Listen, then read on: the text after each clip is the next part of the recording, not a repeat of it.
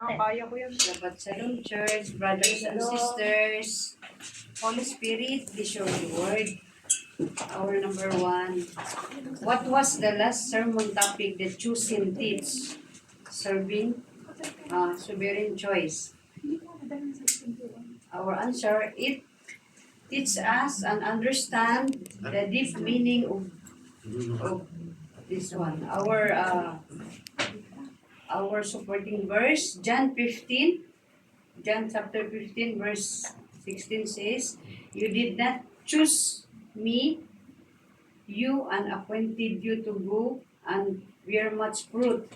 In the passage, God wanted us to spread His word to others who do not know Him, because He loves us and He wanted us to be saved, to be with Him on His kingdom.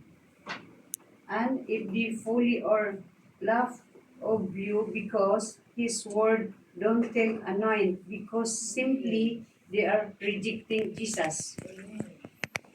Second, number two, what is the main lesson you've learned from it? We are chosen for a purpose. We are appointed, serve God, are empowered to be prayerful. Number three, how did impact the lesson in your life? It has strong impacted to my life. I am blessed enough because I knew that Jesus has chosen me, even in my brokenness. It calls us not just servant, but it friends, commissioning us to live a life of purpose, bearing fruits. So number four, how will you apply everything in your life? You are choosing to serve, to bring soul to the feet of Yeshua, that will continue to serve and walk with God, not the lukewarm. First, we must to bring our family. Then we can share our friends. Wherever we go, wherever we do, so we need to share the words of God. And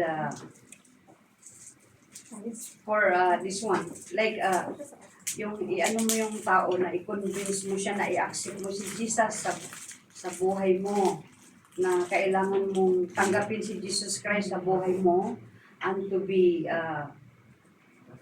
like accept Jesus and repent and be baptized. And ang sabi doon sa Matthew chapter 28 verse 19 and 20, "Go therefore and make disciples for all the nation and baptizing them in the name of the Father and the Son and the Holy Spirit." 20 verse 20, "And teaching them, teach him to observe all I have commanded you. I have commanded you, and behold, I am with you always till the end of the age." Amen. Glory to God. Amen.